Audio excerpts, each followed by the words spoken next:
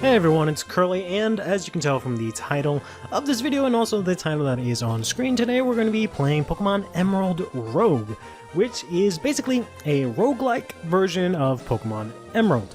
We'll get more into that in a bit, but let me just go ahead and get through the beginning Pokemon game stuff.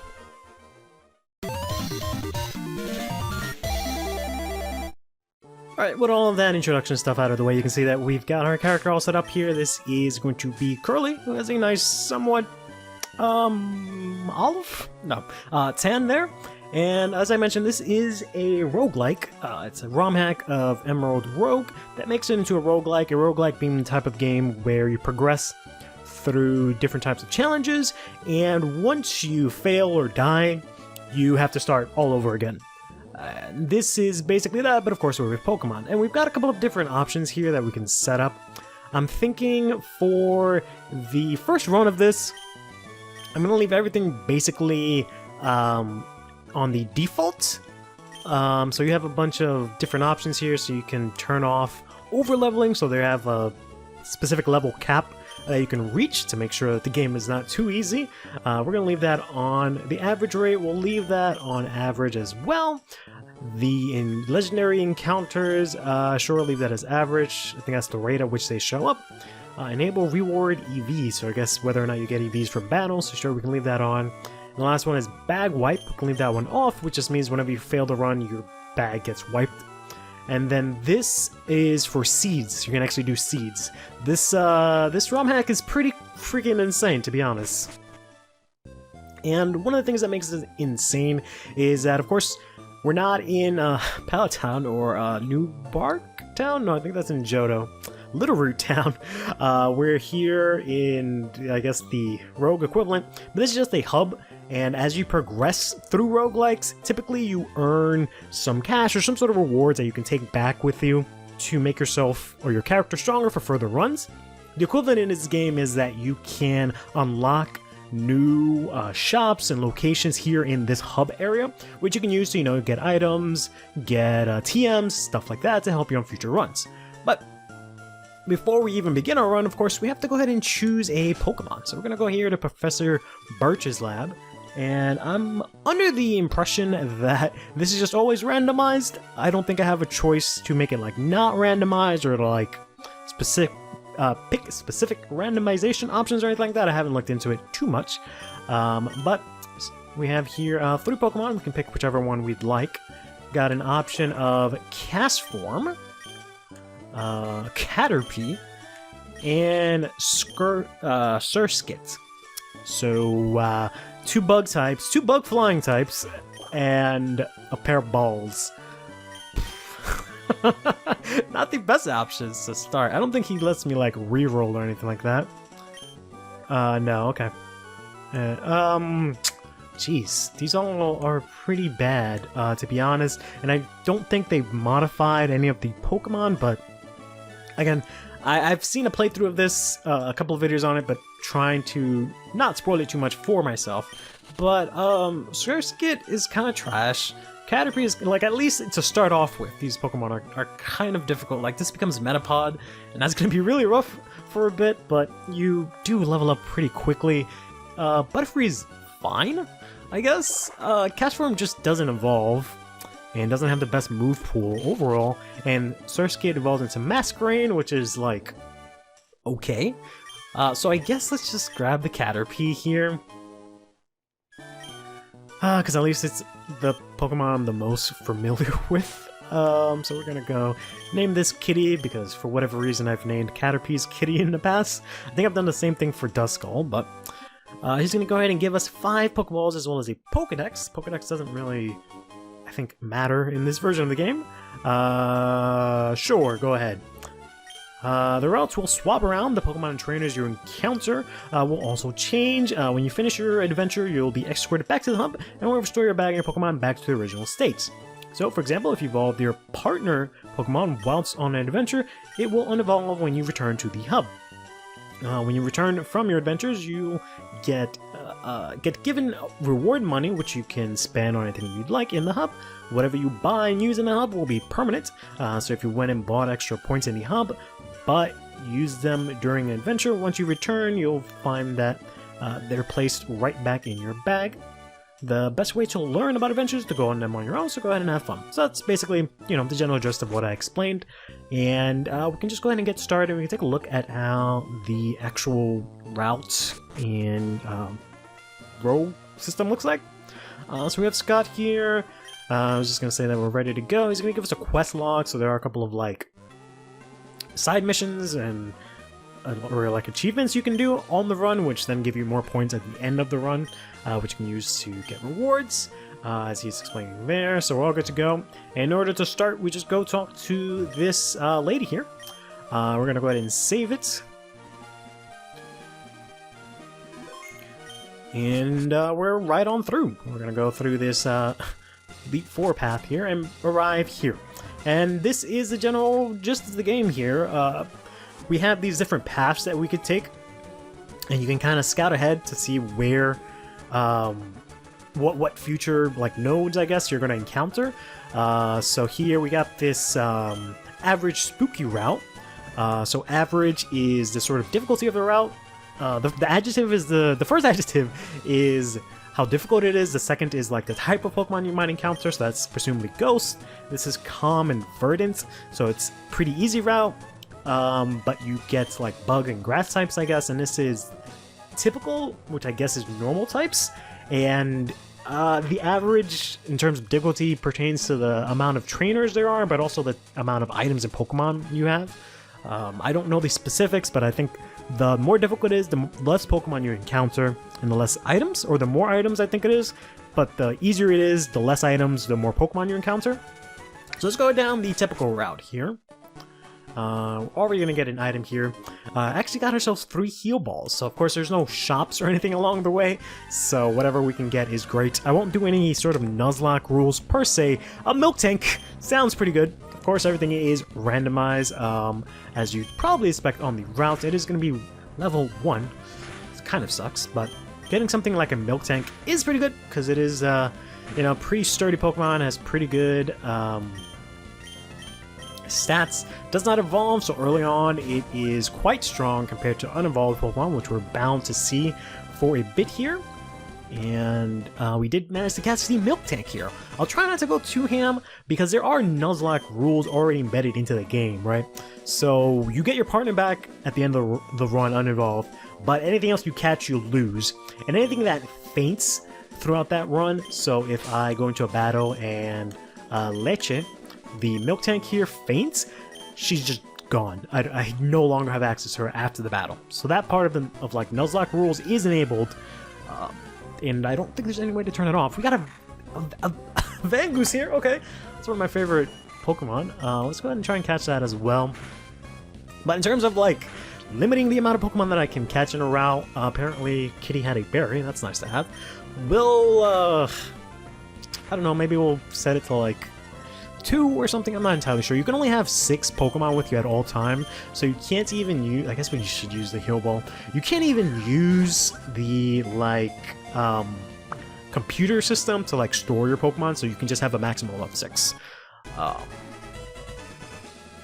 So I think we'll just, you know, catch as much as we can here and just see how we can get through this. And when I die in like 2 more nodes or paths or whatever, we already in danger. Frame 1, we're in danger. We can go ahead and adjust accordingly, because, you know, I don't think I'm gonna beat this the first time around, and I don't know how many, you know, how I'll go about this, but we'll do a couple of runs from time to time and just see how far we can get. Let's see what else is in this route. We got a Scyther, which is kind of interesting, but it's level 3. I got a bunch of female Pokemon, which is interesting.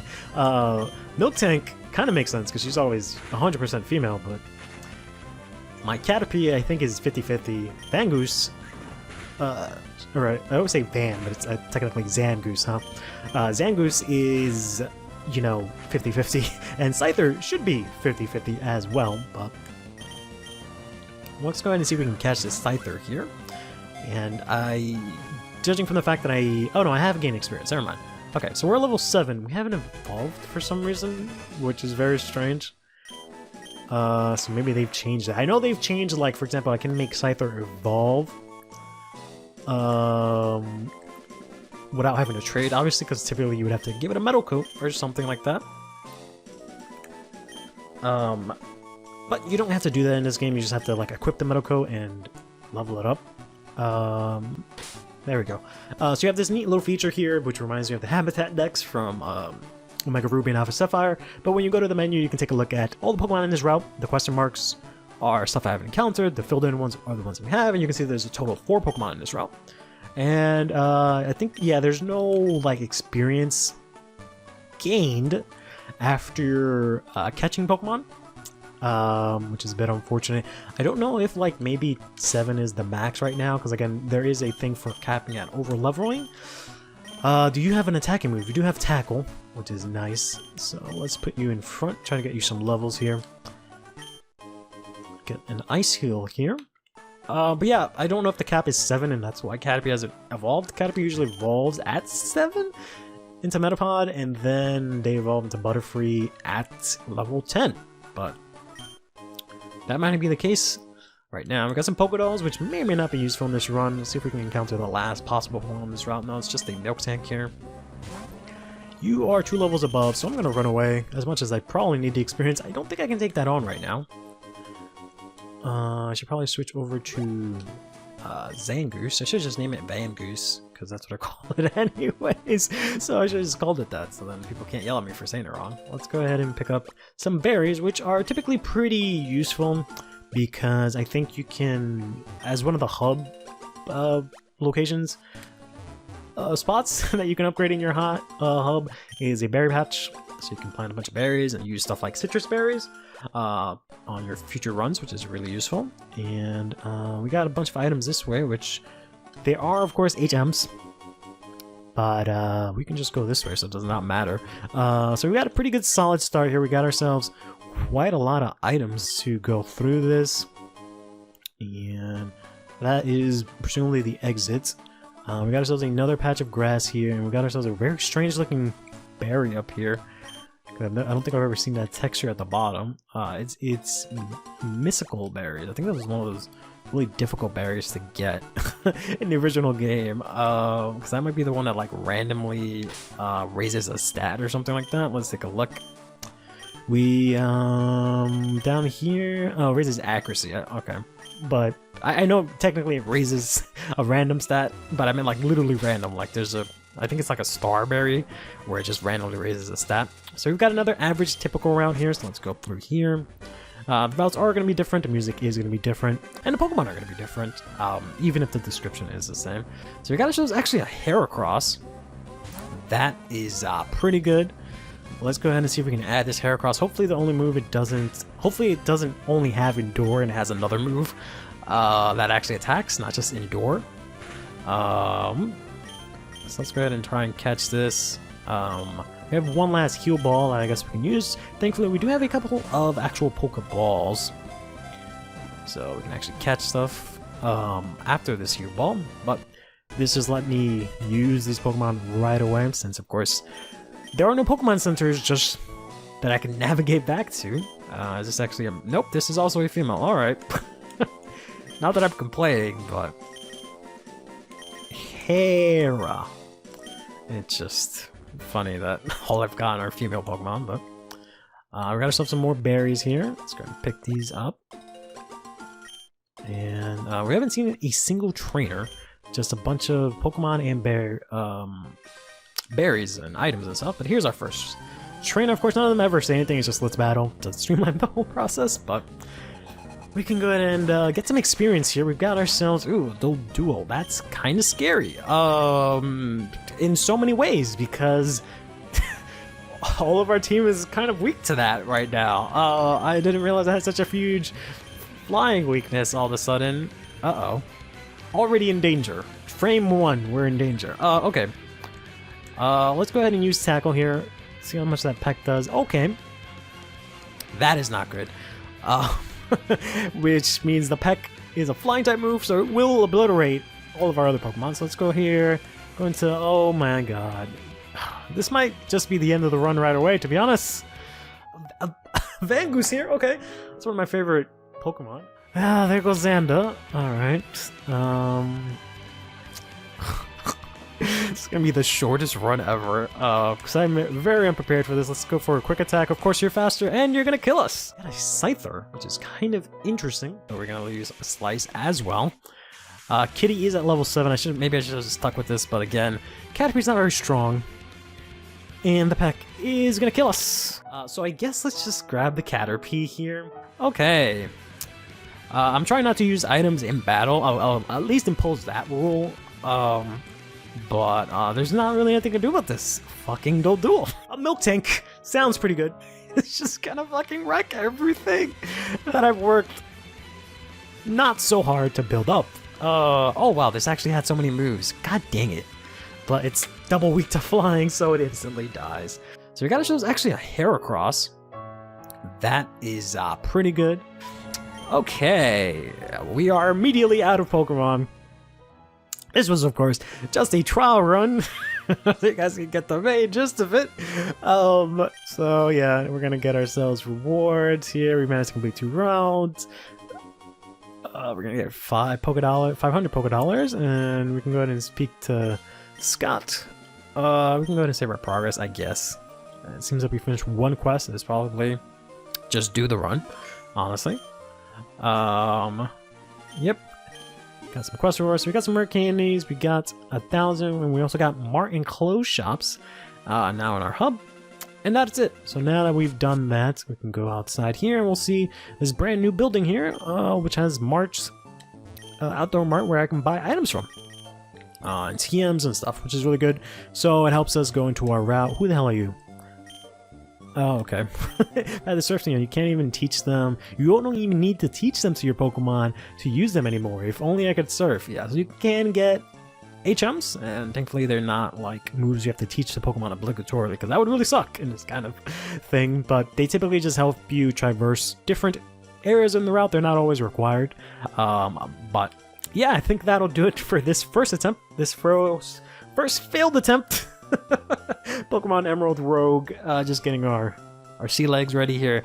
And, well, till next time, take care of yourselves and each other, and have yourselves a damn good one.